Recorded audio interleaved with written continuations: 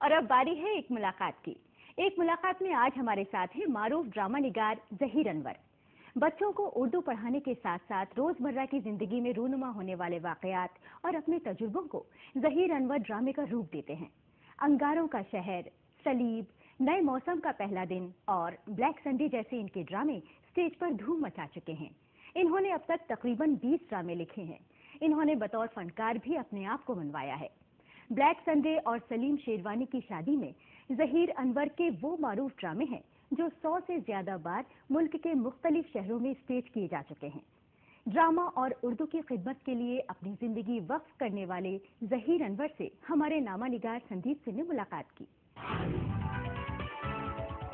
आज हमारे साथ हैं हिंदुस्तान के मारूफ ड्रामा निगार जहीर अनवर।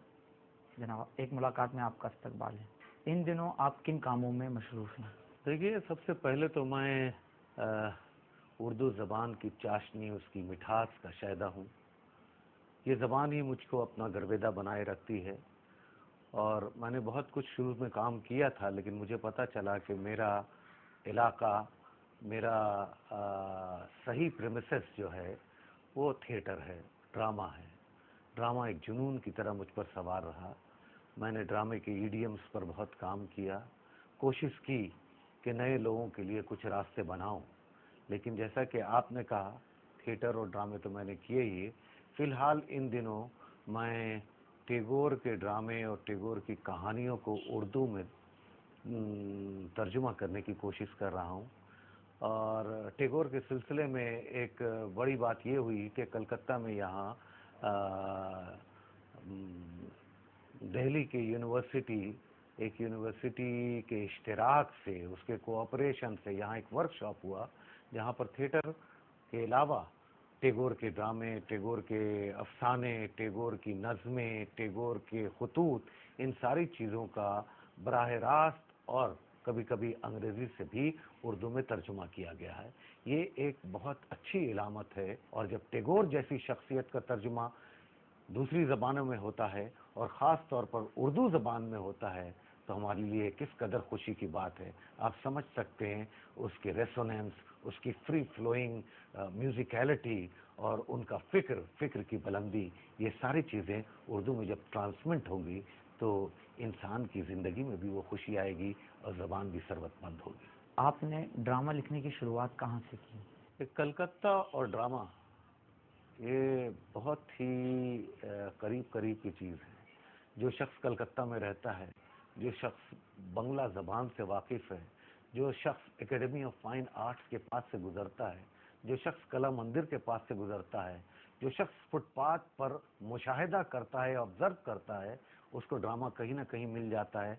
कुछ लोग ड्रामा करते हुए मिल जाते हैं, कहीं ज़िंदा ड्रामा मिल जाता है। तो ऐसा है कि ये शहर फ़न, अदब, आर्ट और ख़ास तौर पर थिएटर का मक्का रहा है। उर्दू ड्रामे के लिए मुस्लिम इंस्टीट्यूट हॉल बहुत ही अहम है। वहीं पर हमारे दोस्त एक्टर्स, बहुत सारे एक्टर्स थे, वहाँ छोटे छोटे ड्रामे करते थे। तकरीबन हमसे पहले कमाल अहमद एक ड्रामा निगार हुआ करते थे, उन्होंने भी काम किया। न्याज अहमद खान साहब ड्रामा करते थे। इन लोगों के ड्रामे को देखकर और खुद मेरे अंदर कहीं एक एक्टर हुमकता रहता था। वो चाहता था कि अपना एक्सप्रेशन दे, वो चाहता था कि अपने आप को इजहार करे। तो तकरीबन 68-69 से मैंने ड्रामे शुरू किए और इसके बारे में किताबें पढ़ना शुरू की और इंसानी साइकी को, समाज को समझकर उसको बरतने की कोशिश की और बहुत सारे ड्रामे लिखे। कुछ ड्रामे लोगों ने बहुत पसंद किए, कुछ ड्रामे अब भी होने बाकी हैं और इस तरह ये सफ़र चल रहा है। आपके ड्रामों की क्या खासियत है? भाई, किसी के ड्रामों में भी खासियत जो होती है, और अगर खासियत है तो वो ये है कि वो अपने अहद की आवाज़ होती है। अपने दौर के मसाइल को लेकर वो ड्रामा चलता है।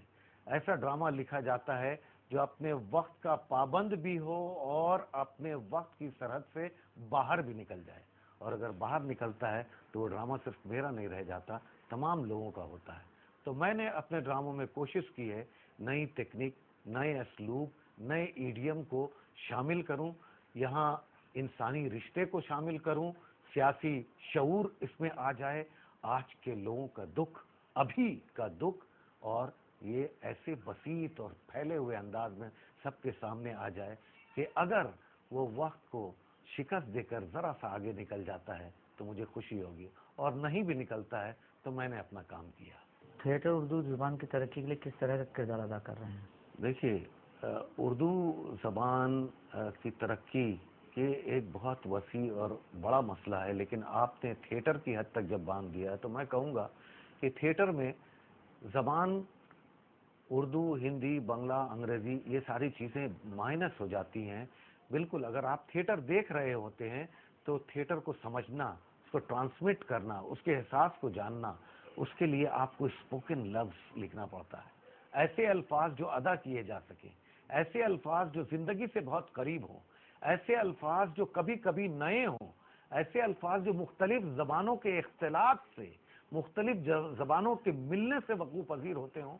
ऐसी ज़बान अगर सामने आएगी तो कोई भी ज़बान होगी वो तो सरवतमंद होगी, उसके अंदर हुस्न और उसके अंदर नई बातें तो पैदा होंगी, उसका इडियम बदलेगा ही, और सुनने वालों को भी एक नए मिजाज का, एक नए मज़ाह का, एक नई आगही का एहसास होगा। हिंदुस्तान में उर्दू थिएटर की मौजूदा सूरत हाल क्या है? एक ज़माना था उर्दू थिएटर का, जब वाजिद अली शाह से और अमानत के इंदर ज़बान से होते हुए हम आगा हशर काश्मीरी तक पहुँचे थे, तो उर्दू ज़बान यहाँ की लिंगुआ फ्रैंका हुआ करती थी। उर्दू ज़बान में तमाम लोग बात करते थे, क्या हिंदू, क्या मुसलमान, क्या सिख, क्या ईसाई। पंजाबियों को बहुत दिनों तक यहाँ पर, इवन टैक्सी ड्राइवर्स को मैंने उर्दू में अखबार पढ़ते देखा है। उस ज़माने में ड्रामे का चलन था, बहुत लोगों ने ड्रामा लिखा, मंटू, असमत आपा, इन तमाम लोगों ने ड्रामे लिखे हैं। और आज चूंकि ज़बान के सिलसिले में हम मशकूक हैं कहीं कहीं, लेकिन मैं मशकूक नहीं। जो जिंदा ज़बान होती है वो अपना रास्ता खुद ढूंढ लेती है, तो ये ज़बान अपना रास्ता तो खुद ढूंढ लेगी। अभी स्थिति ऐसी है कि उर्दू के ड्रामे बहुत जगह हो रहे हैं, फिर से अहिया हुआ है, फिर से लोगों ने इसकी तरफ देखा है। आप दिल्ली में देखिए, कई लोग ड्रामे कर रहे हैं, दानिश इकबाल ड्रामे कर रहे हैं, शाहिद अनवर ड्रामे कर रहे हैं, अनीस आज़मी ड्रामे कर रहे हैं। उर्दू को वसअत देने के लिए कौन से इकदाम किए जाने की ज़रूरत है आपकी नज़र में? बुनियादी तालीम की ज़रूरत है, स्कूलों में उर्दू की तालीम की ज़रूरत है। बहुत सारे स्कूलों में आज उर्दू पढ़ाई नहीं जाती। ये बंगाल है, बंगाल बहुत बड़ा सूबा है। अगर आप देखिएगा तो यहाँ पर इस्लामपुर से लेकर कलकत्ता तक, पुरुलिया से लेकर बर्दवान तक उर्दू स्कूल आपको मिल जाएंगे। यहाँ बच्चे तालीम हासिल कर रहे हैं, उर्दू सीखने की कोशिश कर रहे हैं। लेकिन अगर यही चीज़ तमाम हिंदुस्तान में अगर हो, अगर सरकार इसकी तरफ थोड़ा सा ध्यान दे दे, अगर सरकार उर्दू को एक अहम ज़बान के तौर पर, एक कंपलसरी ज़बान के तौर पर स्कूलों में राइज कर दे हर जगह, तो आप यकीन कीजिए ये ज़बान सर चढ़ कर बोलेगी। इसका हुस्न आपकी आंखों के सामने होगा, इसके अल्फाज आपके कानों में रस खोलेंगे, और आज भी खोलते हैं। इतनी शक्ति है कि आने वाले दिनों में और नए ज़माने के साथ दे सकती है। ज़रूरत सिर्फ ये है कि इसको इल्म के साथ जोड़ दिया जाए, माशियात के साथ जोड़ दिया जाए, अपने पेट के साथ जोड़ दिया जाए। पहले की फिल्मों में जिस तरह से उर्दू का इस्तेमाल हुआ करता था वो धीरे धीरे कम होता जा रहा है, क्यों? यकीनन आप 50s की और 60s के फिल्म देखें, या एक छोटी सी बात ये कह दूं कि अगर मुग़ल आज़म के मुकाल में आप देखें तो उर्दू ज़बान की शान व शौकत, उर्दू ज़बान का फ़्लो, उर्दू ज़बान की गहराई और उसका डेप्थ आपके सामने नज़र आता है। लेकिन आज भी ऐसा है, ऐसा नहीं है। आप अगर गौर से देखेंगे तो बहुत सारे लोग ड्रामे ही नहीं, शायरी में, तनकीद में, अफसाने में अपनी तर्ज की नई ज़बान ईजाद कर रहे हैं और उर्दू का दामन वसी कर रहे हैं। लोगों ने आपके ड्रामों को काफ़ी सराहा, लेकिन आपको सबसे अच्छा ड्रामा आपका कौन सा लगता है? ये बड़ा अहम सवाल है। किसी शख्स से ये पूछा जाए कि उसका बच्चा, कौन सा बच्चा सबसे ज़्यादा अजीज़ है, लेकिन बात सही भी है कि कुछ ड्रामे तो यकीनन बहुत शिद्दत के साथ लिखे जाते हैं, और वो शिद्दत इसमें प्रिजर्व हो जाए, महफूज हो जाए, तो बड़ी अच्छी बात होती है। मैंने कई ड्रामे ऐसे लिखे हैं जो मेरे दिल से बहुत करीब हैं, जिसमें मेरा अपना आप, जो मुख्तलिफ लोगों की मदद से बना है, जो हज़ारों किताबों की तहरीरों से पिनअप आया है, जिला पाई है मेरी अपनी शख्सियत और एक हद तक ऑटोबायोग्राफिकल एलिमेंट उसके अंदर समा गई है। वो कई ड्रामे हैं। एक ड्रामा तो ब्लैक संडे है जो मैंने अजीब अंदाज में लिखा था, बल्कि रात के अंधेरे में लिखा था। एक ड्रामा है नकारा जो तकरीबन ऑटोबायोग्राफिकल है। वो बहुत अच्छा ड्रामा है, मेरे दिल से बहुत करीब है और उसको यहाँ भी स्टेज किया गया, अलीगढ़ में भी स्टेज किया गया। और एक ड्रामा अभी मैंने लिखा है, वो हकीकत और फिक्शन दोनों की सरहदें कहाँ अलग होती हैं और कहाँ घुल मिल जाती हैं, ये समझना बड़ा दुश्वार होता है। जो राइटर होता है, जो ड्रामा निगार होता है, जो अफसाना निगार होता है, जो तख्लीककार होता है, कब अपने फैक्ट्स को फिक्शन और फिक्शन को फैक्ट बनाएगा, ये उसको भी खुद पता नहीं रहता है। उसका मुशाहिदा हकीकत में मिलता जाता है। और ऐसा ही एक ड्रामा मैंने कुछ दिन पहले लिखा और यहाँ उसको स्टेज किया लोगों ने, रैन बसेरा। ये बम्बई की यूनिवर्सिटी में, कॉलेजों में शायद इसको शामिल किया गया है। ये मेरे लिए इज्जत और इफ्तिखार की बात है। आपने हमारे लिए वक्त निकाला, इसके लिए आपका बहुत बहुत